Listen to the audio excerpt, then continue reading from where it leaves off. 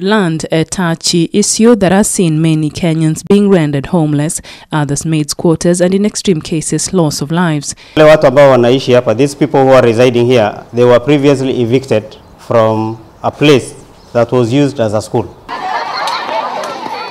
And when they came to that place, around 30 years or 40 years down the line, then where they resided at that time when they were evicted is where now was in question. So 2010, after the new constitution was passed, then before the dispensation reached, there was that act of the municipal councils and town councils trying to grab government the land. Hapa amefunjwa kabisa na serikali inakuja nasema hapa mahali ya serikali sasa anashafunjwa sasa kabisa. The story of Garissa informal settlers, just like the many evictions that has been witnessed across the country, was characterized by unnecessary use of force and lawful demolitions and destruction of properties. The askaris will keep tight security over there, and these guys will work on that house within 10 minutes. Being evicted and without alternative resettlement from a place many have called home for over 30 years was an experience too much and costly for most residents in the affected Garissa area.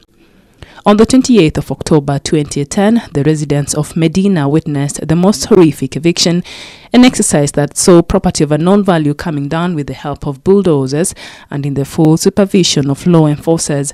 Sisi hatukuwa tunajua kwamba kuna watu wanatetea haki ya binadamu.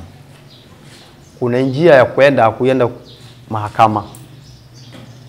We were voiceless.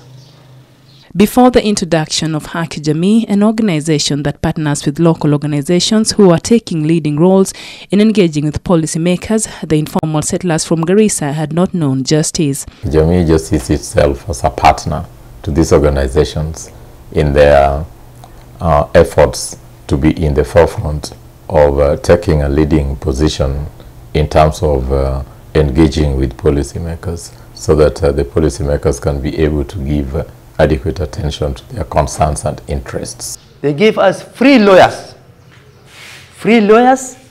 again a frequent visit to our area. Hawako wanamaliza even 2 months or 1 month bila kuja hapa Garissa. That someone could listen and give adequate attention to their plight was a pleasant surprise.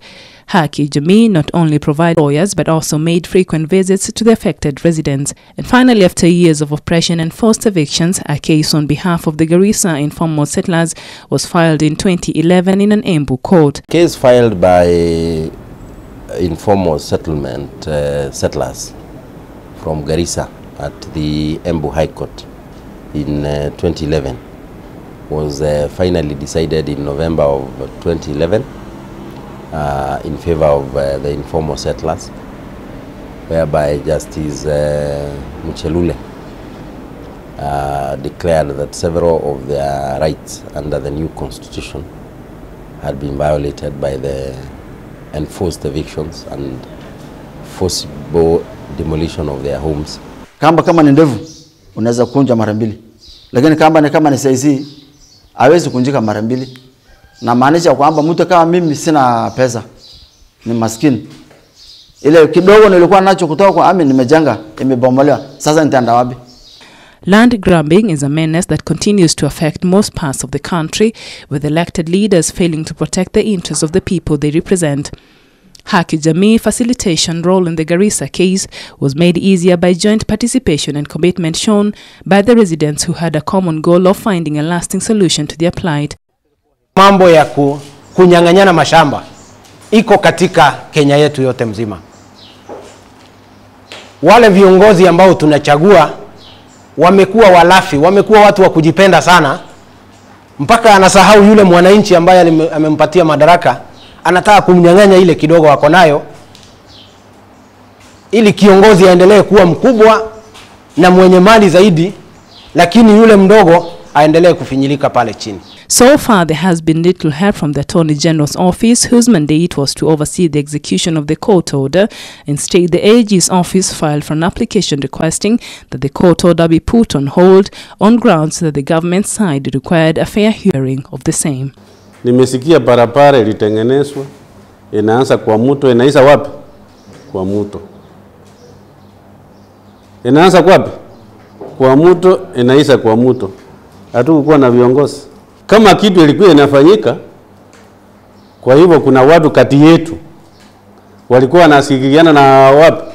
Na hiyo serikali. Na tukisema ni nani serikali? Kwa lugha ya Kimombo tunasema a government is for the people and by the what? The people. Up to now, the Office of the Attorney General has not made overtures to settle the order of the court one way or the other. Instead, I think as late as last year, November of 2013, the Attorney General filed an application before the High Court, the same court at Embu, asking that the judgment of the court be set aside and the execution of the orders arising from the judgment be stayed on the grounds that, several grounds, but mainly that the judgment was made without according the government an opportunity to be heard.